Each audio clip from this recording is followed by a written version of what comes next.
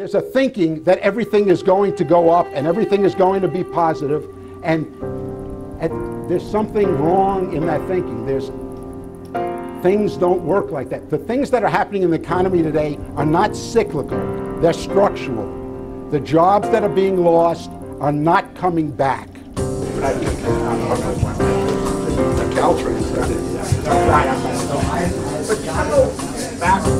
Though it may seem depressing to some, what I'm going to say, the most important point to remember is there are tremendous opportunities for those who understand what I'm going to say and react to it. As I like to tell my clients, the lions eat well when the herd is confused. And we certainly live in the most confusing of times. A little bit of my background. I'm with Minkin affiliates. We've been in the Bay Area for over 30 years. I've spent over 10 years with Stanford Research Institute. And I've literally dealt with hundreds of companies around the world in my 30 years as a global management consultant. My view for this comes from the bottom up, from working in the trenches. And as you'll see from the presentation, it's that view that is so different from what our economists and others really see as to what is happening. Just think what would happen if a group of investment houses got together in Zurich over lunch tomorrow and decided that they were going to invest in copper as a hedge against winter wheat or some other commodity. Would any economist in the world understand the spike in the rise of copper the next day was due to that transaction? I doubt it. And I know for sure that with $1.5 trillion of such transactions happening every day, that you can't possibly know what's going on. So what we have with complexity is a breakdown of the early warning systems. People really don't understand what is going on in the economy. The people who were making money in the 80s are the same people who are making money now. Your banks are going to make money, your brokerage houses, but is that real? Is that real business, or is that the movement of money? I think what's happening now, and I see it here in Silicon Valley, my hometown, is vacancy rates are at all-time highs, yet we're building. In the US today, 2/3 of the manufacturing industries could be categorized as having either falling prices or stable prices. And I can hear, as my economist colleagues would debate me, falling prices, that's great for consumers. What are you complaining about? And the point is, for every 1% drop in price, the profits of the average Standard & Poor's 1000 company drops 12.6%. And let me just mention, during the Great Depression, it was deflation of approximately 10% annually that caused even moderately leveraged companies to go belly up.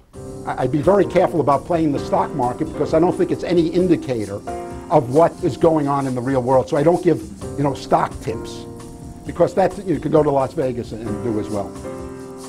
Start trusting yourself, not what you're listening to. Think about, if things are in bad times, what are people going to need?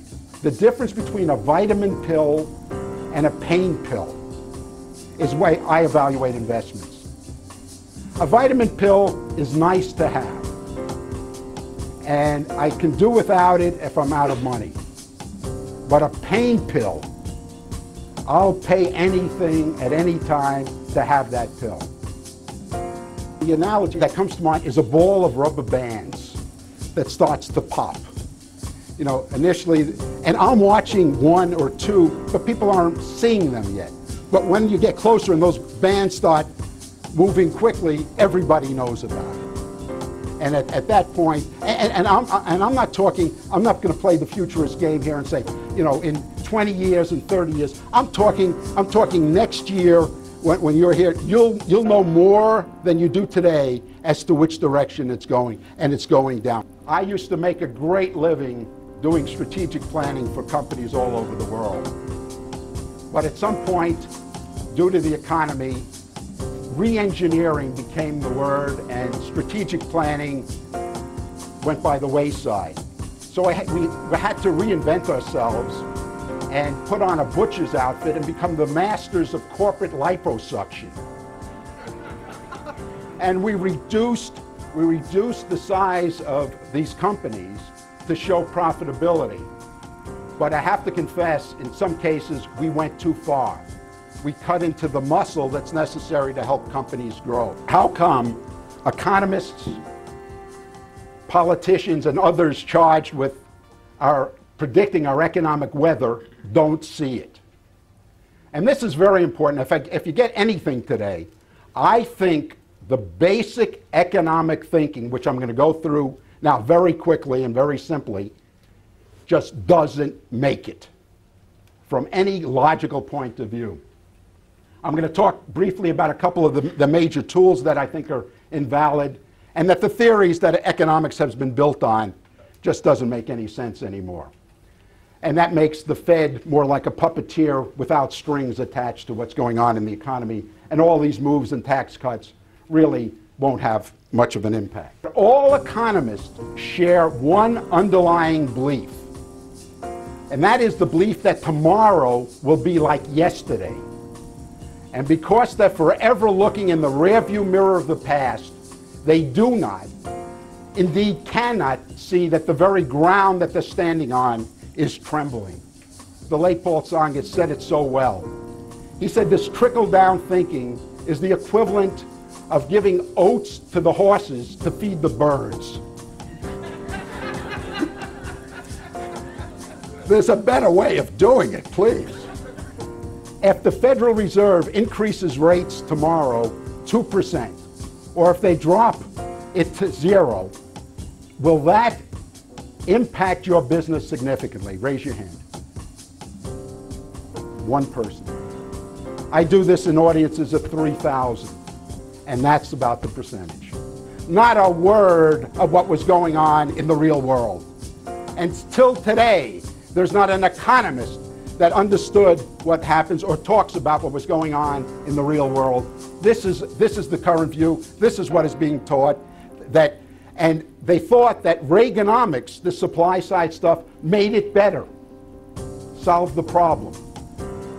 So do you see where I have this bug? I just happen to be at the right place at the right time with my eyes open. So I see a very serious problem ahead.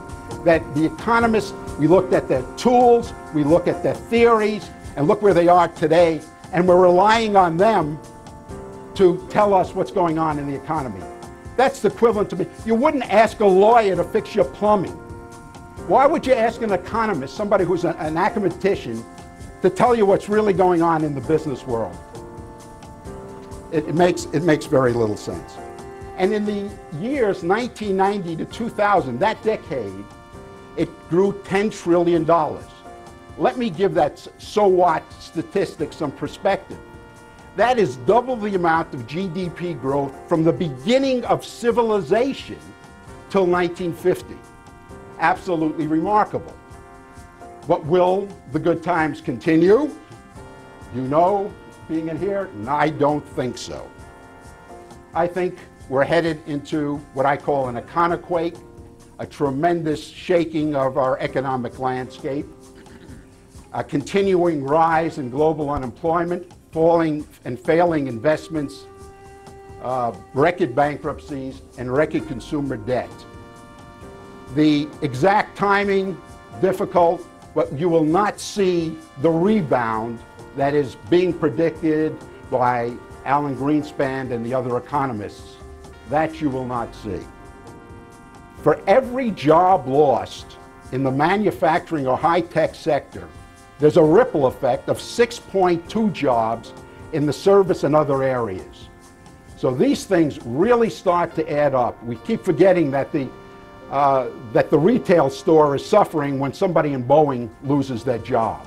I sort of call it, for companies, and always have, as I see it. Whatever it is, social, political, economic. And so I don't see myself as an optimist or a pessimist. I see myself as truly a realist. what happens is people don't get involved until they're feeling the pain themselves. That's the political reality. You know, I don't go, I don't vote, I don't do, but if something is impacting me personally, then I get involved. And what I'm afraid of is we're going to wait too late to realize that we're, yeah, gee, I didn't think so, but Barry is right. Now what? Yes, sir.